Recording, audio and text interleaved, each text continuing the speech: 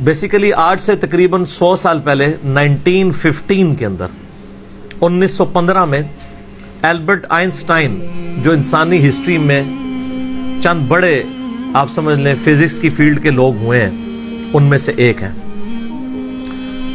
1879 में ये पैदा हुए और 1921 में इन्हें नोबेल प्राइज भी दिया गया फिजिक्स की फील्ड में, और 1955 में इनकी डेथ हुई। और इनका वो जुमला बड़ा मशहूर है, science without religion is lame. Religion आपको वो इल्म देता है जो नॉलेज ऑफ अनसीन है, और वो जाहिर है कि रिवील्ड नॉलेज क्रिएटर की तरफ से आता है। दूसरा एक्वायर्ड नॉलेज है जो साइंस का इल्म है। तो रिवील्ड नॉलेज वही का इल्म हो या एक्वायर्ड नॉलेज साइंस का इल्म, the knowledge obtained through observations and experiments, ये दोनों लाज़िम मलज़ूम है। तो religion without science, science without religion is lame, and religion without science is blind. Religion science के बगैर अंधी है। रिलीजन को समझने के लिए आपको साइंस समझनी पड़ेगी। इसलिए देख लें कुरान पाक में 1000 से ज्यादा आयात जो है ना, वो साइंस की फील्ड से रिलेटेड है, जिसको हम साइंस के फिजिकल फिनोमेना ऑफ नेचर कहते हैं। अल्लाह ताला की कुदरत के यानी जो मज़ाहिर इस कायनात में फैले हुए हैं। God is the only explanation of all the physical phenomena in this universe. खुदा ही वजाहत है इस कायनात में होने वाले हर फिजिकल इवेंट की। इस कायनात में जो कुछ हो रहा है उसकी एक ही वजाहत है कि ये किसी की मर्जी से हो रहा है। साइंस सिर्फ फिजिकल लॉज के साथ डील करती है, जो कानून कुदरत है अल्लाह के बनाए हुए, उन्हीं लॉज को यूज करके साइंस ह्यूमैनिटी की बेहतरी के लिए काम करती है। कोई लॉ खुद से प्रोड्यूस नहीं कर सकती, वो पाबंद है उसकी। अल्लाह ताला ने लॉ ऑफ बॉयंसी रखा है, कुव्वत उछाल, इसको साइंस यूज करती है, और उसकी बुनियाद के ऊपर बहरी जहाज जो है समुद्रों में चलते हैं और हवाई जहाज हवा में। लेकिन लॉ ऑफ बॉयंसी तो अल्लाह का बनाया हुआ है ना, वो खत्म हो जाए अगर लॉ ऑफ बॉयंसी अगर अर्शमीदस ने बताया तो उसने डिस्कवर किया है। अर्शमीदस क्रिएटर नहीं है इस लॉ का, डिस्कवर करने वाला है। साइंस जब कोई चीज डिस्कवर करती है तो बाज़ औक़ात लोगों को ये वसवसा आता है साइंस ने कोई कारनामा कर लिया। साइंस तो सिर्फ डिस्कवरी कर रही है। सूरज मशरिक से निकलता है, ये एक डिस्कवरी है, लेकिन इस कानून ने सूरज को पैदा नहीं किया। अंडे से चूजा निकलता है और फिर अंडे में ये तब्दीलियां आती हैं, साइंस उसको डिस्कवर करती है, लेकिन उन तब्दीलियों ने और उन लॉज ने अंडा नहीं बनाया, अंडा क्रिएटर ने बनाया। तो डिस्कवरी से हमेशा आप हर स्टेप अल्लाह की तरफ तय कर रहे होते हैं।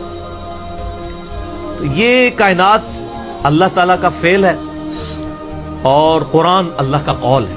कौल और फेल में तजाद नहीं होता। अल्लाह ने जितने physical phenomena of nature discuss किए हैं, वक्त के साथ साथ वो चीजें रिवील्ड हो रही हैं अल्हम्दुलिल्लाह, और ये हमें खुदा की तरफ लेके जाती है।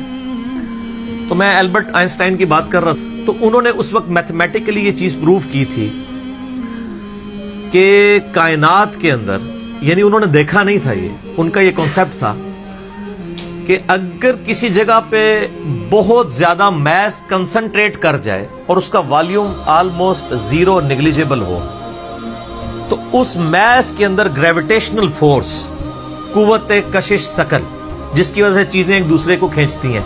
ये मैं गिलास जब यहां से छोड़ूंगा तो नीचे जाएगा, ऊपर नहीं जाएगा, इसलिए कि जमीन इसे अपनी तरफ खींच रही है। तो उसकी एक ताकत है जिससे वो 9.8 मीटर पर सेकंड स्क्वायर की एक्सेलरेशन होती है। तो उन्होंने कहा था कि अगर ऐसा मैस कायनात में कहीं एग्जिस्ट करता हो कि उसका वॉल्यूम तो ऑलमोस्ट जीरो हो, लेकिन उसका जो मैस है वो वहां पे इंटेंस मैस ऐसा कंसंट्रेट करे, तो उसकी ग्रेविटेशनल फोर्स इतनी ज्यादा होगी कि उसके पास से भी अगर कोई सितारा गुजरेगा तो वो उसको हड़प कर लेगी, जिस तरह एक वर्टेक्स करता है। ब्लैक होल एक खलाई वर्टेक्स है, जिस तरह समुद्री भंवर होते हैं ना, जिनमें बड़े बड़े बहरी जहाज भी डूब जाते हैं, चक्कर खा रहा होता है, कोई भी चीज के क्रीज भी है वो उसको पहले सक करती है, फिर अंदर डुबो देती है, फिर खत्म। इस तरह खला के अंदर भी ऐसे वर्टेक्स हो सकते हैं जहां पे कंसंट्रेटेड मास एग्जिस्ट करता हो, और वो ग्रेविटेशनल फोर्स इतनी होगी कि इवन लाइट भी उसमें एंटर होना तो वो भी एस्केप नहीं कर सकती, जो इस कायनात की सबसे तेज तरीन चीज है और एब्सोल्यूट कांस्टेंट है। آئنسٹائن نے تو یہ بھی کہا نہ ٹائم کانسٹنٹ ہے نہ میس کانسٹنٹ ہے، سپیڈ آف لائٹ یہ کانسٹنٹ ہے، لیکن وہ بھی اس سے اسکیپ نہیں کر سکتی. اور سپیڈ آف لائٹ آپ کو پتہ ہے کتنی ہے؟ 300,000 یعنی 3 لاکھ کلومیٹر ایک سیکنڈ. روشنی اتنی تیز ہے کہ ایک سیکنڈ میں زمین کے 7 چکر کاٹ سکتی ہے. یوں 1,86,000 میل فی سیکنڈ یا 3 لاکھ کلومیٹر فی سیکنڈ. زمین کا سرکمفرنس 40,000 کلومیٹر ہے، یعنی ایک طرف سے چلیں واپس آئیں 40,000 کلومیٹر ہے. تو ایک سیکنڈ میں روشنی زمین کے 7 چکر کاٹ سکتی ہے. اسی لیے کائنات کے فاصلے جو ہیں وہ روشنی کے اعتبار سے ماپے جاتے ہیں. یہ اتنے لاکھ نوری سال، اور ایک نوری سال ہی بہت زیادہ ہوتا ہے. 1 لائٹ ایئر یہ ہے کہ روشنی ایک سال تک اسی رفتار سے چلتی رہے تو جتنا فاصلہ طے کرتی ہے. وہ تو آپ میرا ہوئیز اللہ والا لیکچر دیکھ لیں، مسئلہ 60، اس میں میں نے پھر بتایا کہ کائنات کے فاصلے کتنے ہیں. تو آج ہم بلیک ہول کے اوپر بات کر رہے ہیں. تو وہ بلیک ہول کا ان کا ایک کانسیپٹ تھا کہ ایسا اگر ہو تو ہو جائے گا. پھر سائنٹسٹ نے اس پہ کام کرنا شروع کیا. آپ ہسٹری دیکھیں کرتے کرتے 3-4 سال پہلے سے انہوں نے ابھی وہ اس کے اوپر یعنی دنیا میں جتنی ٹیلیسکوپس تھیں بڑی بڑی 8 ٹیلیسکوپس انہوں نے فٹ کی، جو کئی یعنی سالوں تک وہ امیج لیتی رہی ہیں. وہ امیجز جوڑ کے تو انہوں نے بہرحال ایک بلیک ہول ایسا دریافت کر لیا ہے کہ جو واقعی جہاں پہ یہ پوری کہکشائیں بھی غائب ہو جاتی ہیں.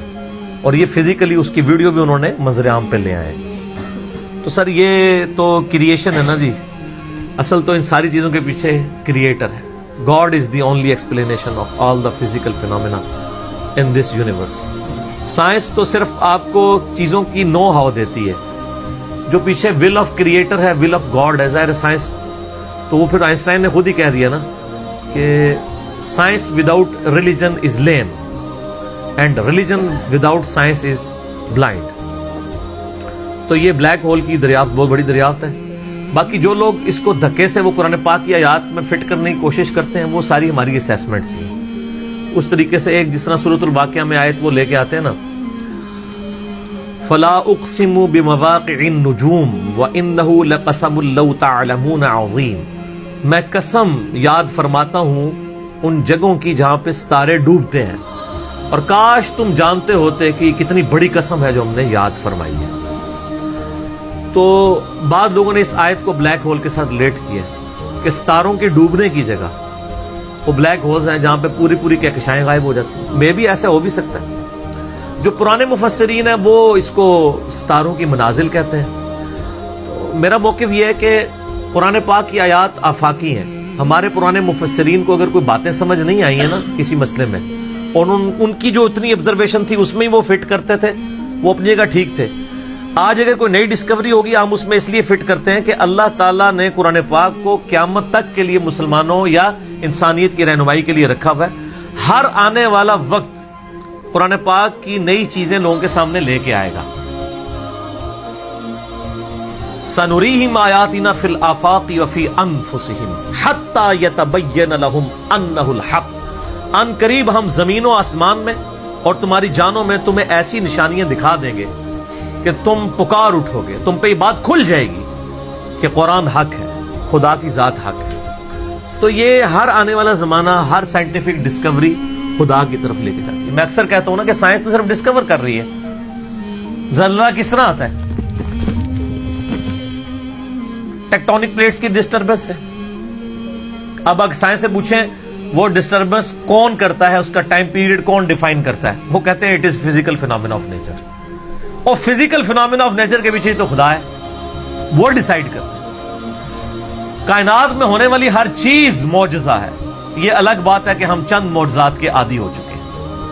اگر کسی شخص نے یہ آبزرو نہ کیا ہو کہ چوزا انڈے میں سے نکلتا ہے، ایک لمحے کے لیے سوچے، اور وہ پوری زندگی انڈا کھاتا رہے، اسے ایک دن بتایا جائے کہ یہ جو تم انڈا کھاتے ہو نا، یہ جو تمہیں اتنے خوبصورت چوزے اور مرغیاں نظر آتی ہیں اس میں سے نکلتی ہیں. وہ کہے گا میں نے درجنوں دفعہ توڑا ہے، اس میں تو کوئی ایسی دور دور تک چیز نہیں ہے کہ اس میں سے چوزا بن سکے. ایمانداری سے بتائیں ایسا ہوگا کہ نہیں؟ یا ایک بے قدر بیج کسی کو دکھایا جائے اور اسے یہ بتایا جائے یہ جو اتنا بڑا تم درخت دیکھ رہے ہو نا، یہ اس میں سے نکلا ہے. کہتا ہے یار اس میں سے کیسے اتنا بڑا درخت نکل سکتا ہے.